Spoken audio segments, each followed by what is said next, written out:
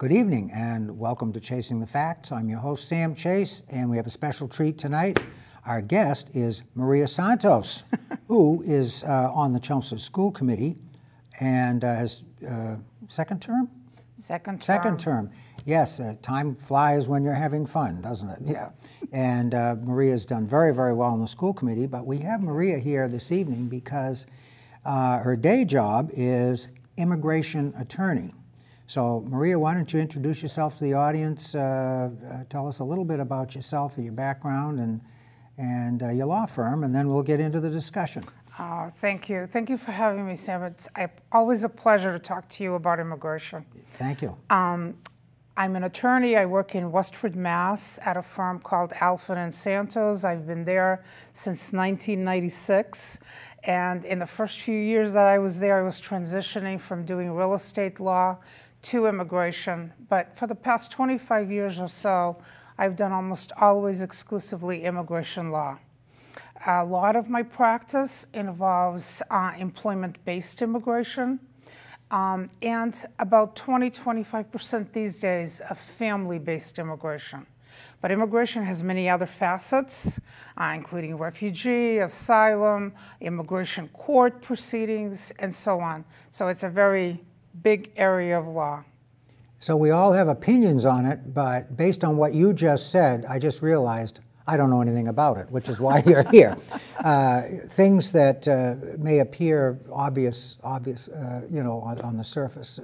Generally, when you dig into them, there's an awful lot to it, and it's a very complex and complicated part of the law that requires the type of specialization. And we were talking just before we got on the air, and Maria was telling me that within the immigration law umbrella itself, it is further segmented and further specialized. So why don't you talk a little bit about that? You were talking about the asylum aspect of it, which is something that I don't think you see too much of on the news, other than the mention that people are seeking asylum. And then that's where the information stops. So if you could fill us in a little on that, that would be good. So I think asylum, I'm getting a lot of questions about it lately because of what happened in Martha's Vineyard.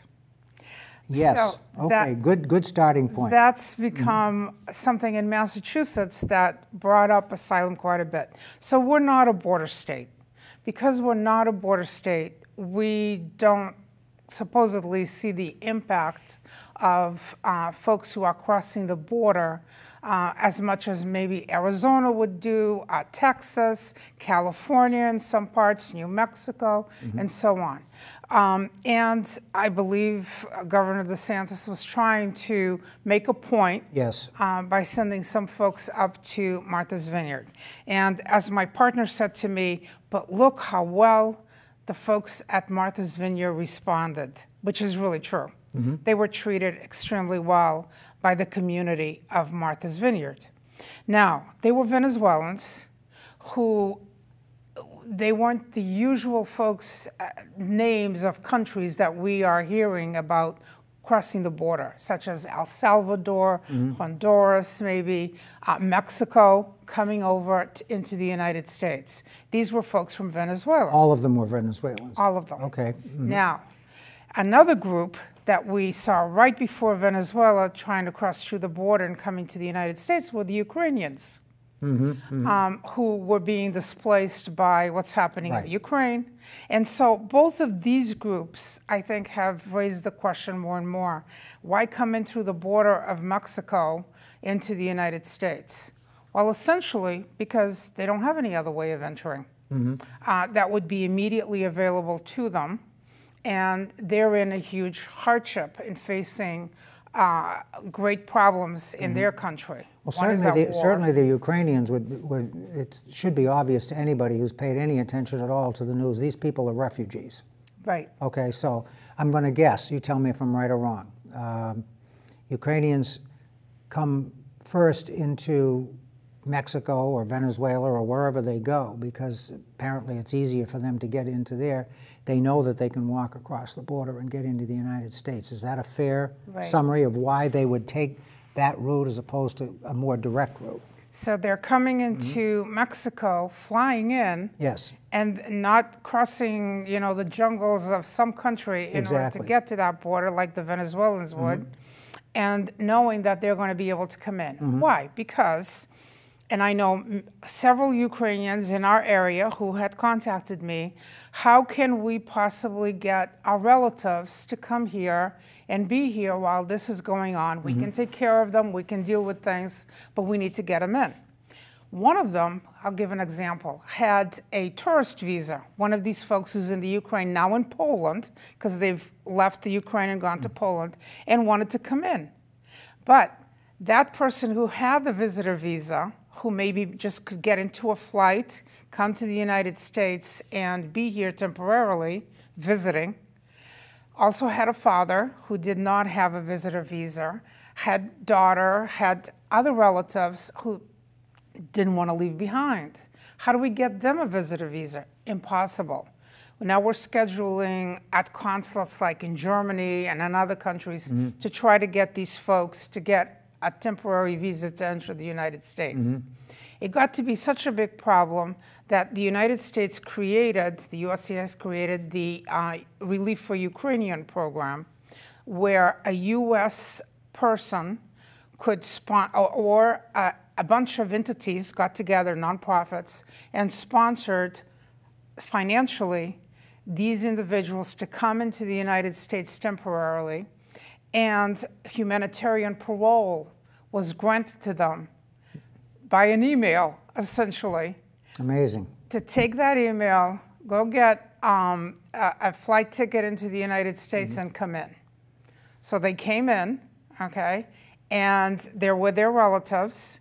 But now, many of these folks from the Ukraine are well-educated, know how to speak English, the whole thing. It's taking 5 months or more for them to be able to get work authorization. Okay, the ones that I brought in right at the beginning now have just gotten their work authorization from the start of this program, 5 months. What's the problem? Just backlog and not enough staff to process the whole thing, and also possibly, thinking we got them out of danger, that's it, and now they've got a financial sponsor, they're all set. But they need to get themselves going in this community and these societies, because otherwise, what's happening? And how long is their visa valid for? Yeah. I mean, they're here on a temporary visa, which is what? A humanitarian parole for 2 years. Oh, it's okay, so that's 2 years. All right, so you have a little bit of room, but... So the same type of program has now been created for Venezuela. Okay. So Ukrainians cannot come in through the Mexican border right now. They'll be just told to leave. We can't let you in. And for Venezuela, it's the same thing. And for Venezuela, there are other requirements for the sponsor. They've let in additional categories because the family members and so on who are here in the United States are not going to be like the family members of folks from the Ukraine, really, who mostly have green cards or are citizens already in the United States. But most folks who came in from Venezuela may have some temporary protected status or another status. There are not going to be a lot of green card holders and folks who already are citizens. But that's okay. They've widened the scope of people who can financially sponsor to allow the Venezuelans to come in and be here on humanitarian parole for those couple of years. That's good. Just quickly, for the benefit of the audience, can you explain what a green card is and what type of authorization that is and how long it's valid for and so forth? We use a lot of lingo. Yeah. Permanent residence is another word for a green card holder, a person who can reside permanently in the United States, who has the right to work, travel in and out of the United States, be here and do everything a citizen of the United States can do, except in many cases petition in certain type of cases for immigration for their relative. They cannot vote in the United States. So these are green card holders. And if they leave the United States and reside somewhere else permanently, continuously for 12 months and never return to the United States, they lose their permanent residency right automatic. They have to then prove connections and so on. So they can lose that right to be here permanently. So then, you only want to be away for 11 months, just to be on the safe side. Make sure you get back. and if you do that continuously over a period of time, you're going to have a problem coming back into the United States. So that's permanent residence. Now, once most people have been here 5 years as permanent residents, they can apply to become citizens of the United States in a process called naturalization. Now, is that applied across the board? Do you have to be here 5 years before you can apply, or can you? You have to be a holder of that status of being a green card holder 5 years. Now, that's one exception. There are other exceptions. Some people, it's for 3 years if they've married a U.S. citizen and they've been married and are still married to that U.S. citizen, it's 3 years. So the other thing for a citizen is that the person does not have to be physically here the 5 years, but 2.5 out of the last of those 5 years before they apply for the naturalization has to be continuous physical presence in the United States. So you I'm can not take a vacation for a week. Okay, I'm not being critical, but I'll just make an observation. We don't make it particularly easy for folks to become citizens, do we? No, and it's also expensive. Right. And we don't allow people to become citizens of the United States if they have a felony in their background. We are even going to have a very difficult time getting a green card if you've got any kind of difficult crimes in your background, things that are substantial. And you're going to have waivers. You're going to have relatives that are going to get you that waiver in connection to the country. There are many things. So it's not easy. You have to have the character in order to be. There are crimes in immigration called crimes of moral turpitude, where if you have those in your record, you're not going to be able to naturalize as a citizen. Okay, so it's definitely not an easy process. If those rules applied to those of us who were born here, we're lucky. 80% of us wouldn't be citizens, right? And I was not born here. Came to the United States when I was 9 years old. So you've actually been through the process. I've been through the process, but through my parents who wanted to come to the United States and came. And I think the other thing at the border is that then there are all the other people. So there have been millions of folks in a 1-year period who have tried to enter through the border. But remember COVID, Title 42, it's another thing that's been in the news. So people were being returned to Mexico, told to wait in line, to come in and try to come in through the border. Title 42 is not in effect anymore, but there have been court proceedings, all kinds of stuff happening at the border. Those folks who tried are trying again. So people who are against changing what's happening at the border or who want to create border walls and so on keep on saying that since Biden came into office, these numbers have gone up. The actual truth is that many have tried many times to come in. So it's the same person trying to cross the border. So the apprehensions may have been a greater number, but it's the same number of people trying to come in. That's interesting. Yeah, and you don't always get the facts when you watch the news, do you? Right. So one site I like to go to for information on immigration and apprehensions and these things is the Cato Institute. Yes. I usually try to find Pew Research also puts out some information that I think is good. And USCIS itself does have a lot of statistics online. They have to report on a regular basis what's happening. Sure. All right. So what would you, I'll just throw a statement out there. So if all you do is watch the cable news networks, and you get all your information from there, you would come to the conclusion that, as you just said, the number of border crossings is substantially higher than it was 2 or 3 years ago. People are coming into the country illegally, and a lot of these folks are people that we probably don't want because they have questionable backgrounds and so on and so forth. So from that standpoint, the casual observer hears all those things and says, well, the system is broken. It's broken. Do you think the system is broken? And if you do, in what respect? I've been doing this for a lot of years, and I would say to you that there are many breaking points in the system. And it's very political, period.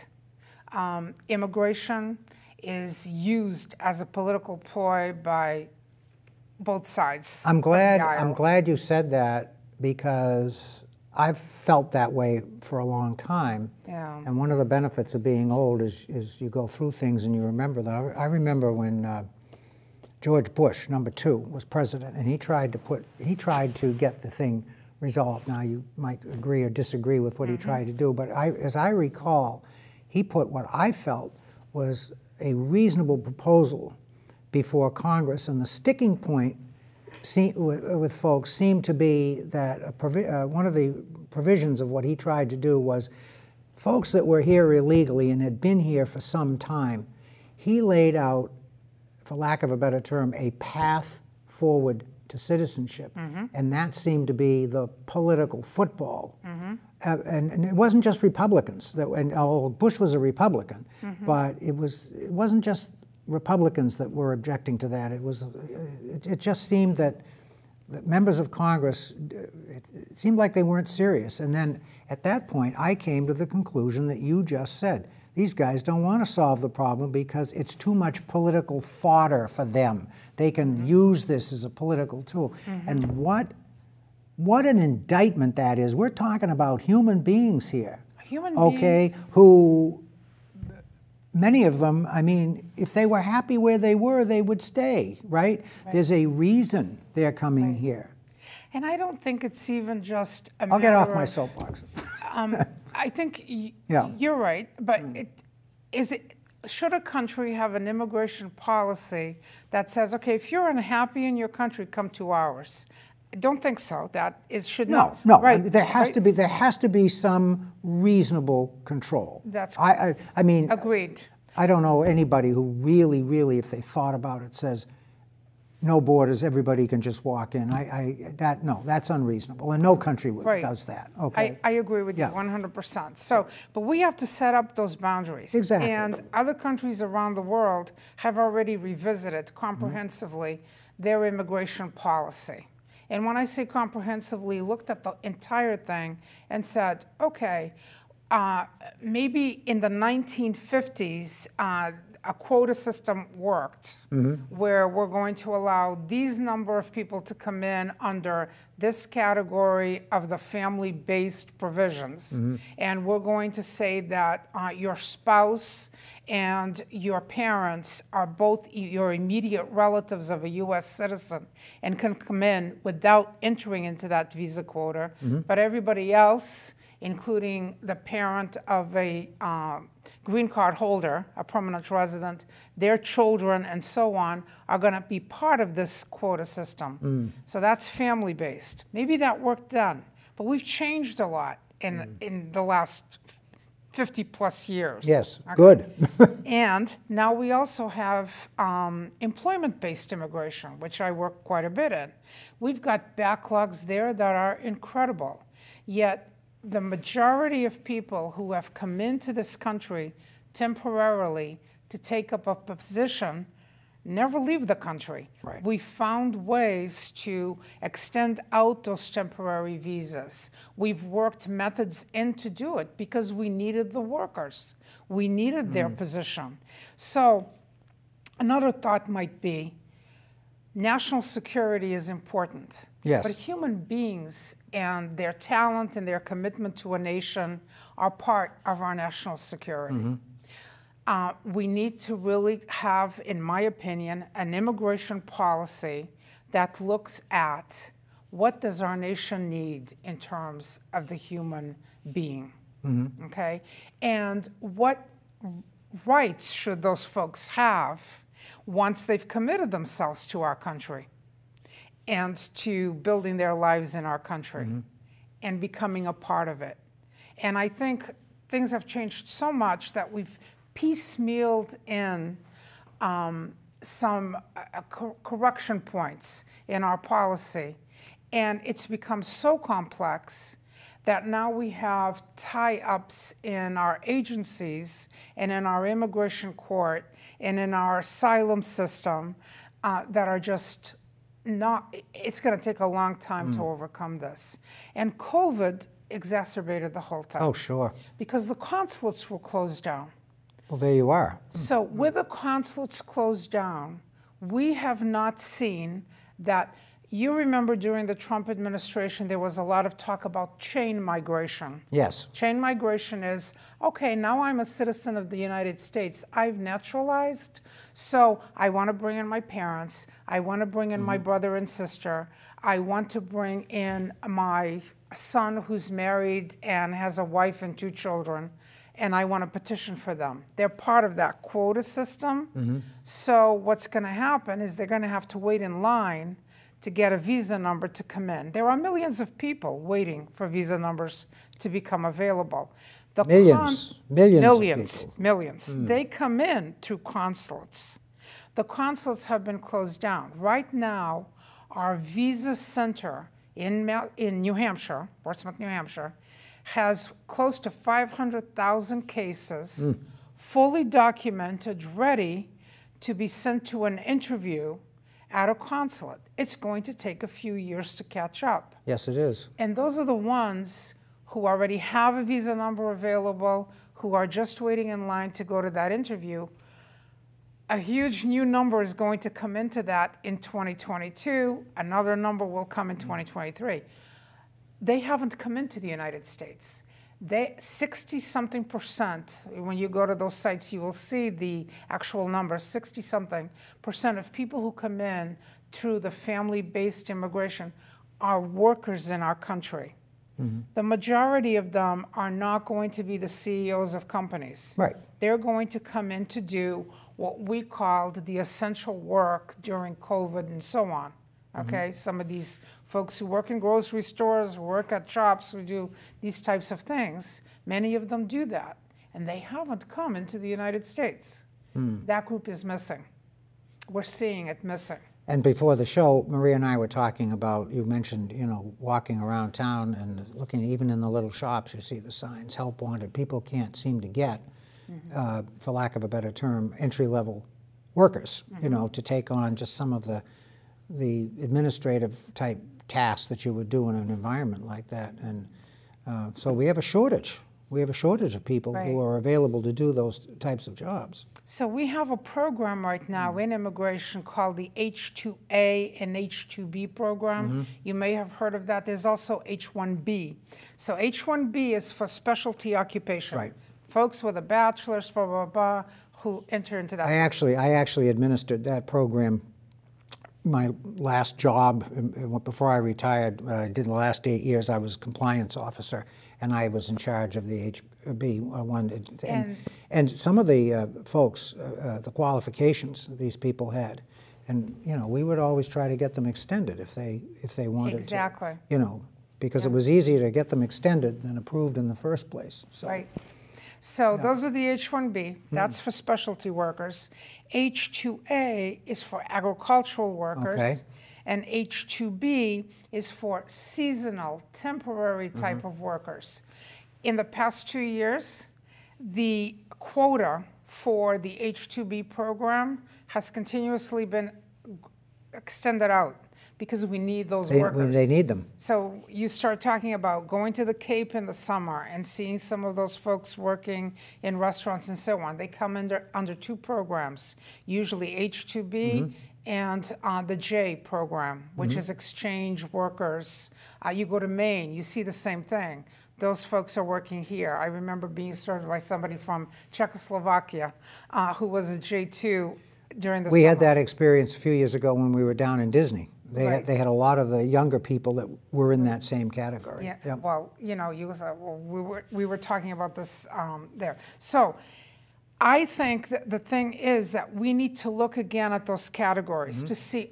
I'll go back to the H-1B program for a minute and tell you that starting in January, I am going to be getting more calls from folks who are HR people in companies saying to me, Maria, we want to place this person again to get a registration number so that we can apply for their H-1B. Right. Okay?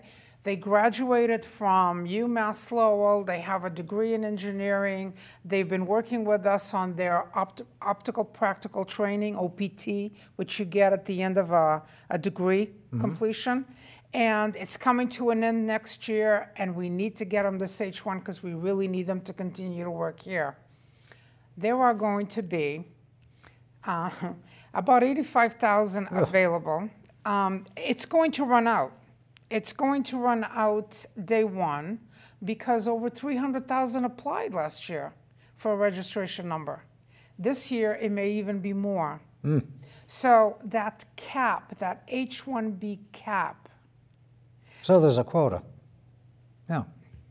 It needs to be looked at and to see what we need. So there are these kinds of things. I'll mention another big problem in immigration that I deal with all the time, and that's people from India, China, the Philippines, who have gone through the employment-based immigration, and their file's been in my office well over 10 years, waiting for a permanent visa number to be made available.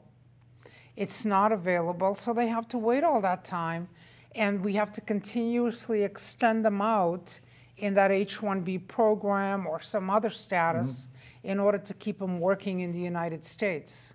So it just, I think at some point in those 10 years, it's quite obvious the person is needed. Well, to me, this seems very simple. You tell me if I'm way off base. If a person finds themselves in that category, they've been here 10 years working under an H-1B program, shouldn't we have some mechanism that kind of says, okay, if you've been here that long, you've been extended this much time, we're going to give it to you? You have to increase the visa numbers. But does that make sense? I think so. That's what I would do. And it's not good for the economy. Yeah, right, reason exactly. It isn't is that individual now has married, has children. They don't want to leave the United States. They're in our schools and so on. They're here 10 years. They've become they've become a fabric of the community. That's right. And I'll tell you, if anything happens and those people can't stay here, you're going to get some uproar in the community because they've made friends, and like you say, they're in the school, they're in, whatever. Bought a house. Bought a house. They've invested. For all practical purposes, they are citizens without being citizens legally. Right, and for some of them, it becomes a very big problem for their children. Of course. Because their children age out. They reach 21. They're no longer their derivative in a green card process. Yes. And now, what's going to happen to this child? And they're in school. They want to study in the United States. Hardworking, committed people who came for a reason to work here. I think that all came to light when we had the discussion a few years ago about the DACA program, because I don't think people realized, right. They didn't, their mind stopped at these people are here illegally. Well, maybe so, okay, and maybe that shouldn't have happened. However, you've got to deal with the situation in front of us, and I think a lot of us, myself included, didn't understand the ramifications of that and how invested families are, and certainly the children are just along for the ride, and they don't know any different. This is their home. This is all they've ever known. Okay? I'm so glad you brought up DACA, because DACA is going to be in the news. You're going to hear more about it. We have about a minute and 20 seconds. Oh, so. my goodness. Yeah. During this couple of months now before the new Congress, during this lame duck session, it's going to come up because DACA is in deep trouble. Yes. And many of the folks who have work authorization through DACA are now healthcare workers. And so they're in their 30s. They're in their early 30s, late 20s. They're contributing members of our economy, and the employers need them. So that's going to be coming up. We cannot file an initial DACA right now and get it approved. It just stays there waiting because the new program, the new rule is not able to still be processed. It's tied up in court. So definitely you're going to hear about this right now. And these are all young people contributing to society. Well, I hope we can fix it. And we're very lucky that we have people like you that are able to help these folks. And you're doing God's work. That's the way I look at it. And, we have to do the best we can to try to accommodate folks that are here and want to be good, contributing people, which I think is probably most of them. So we're out of time, and we'll have you back another time and continue this conversation.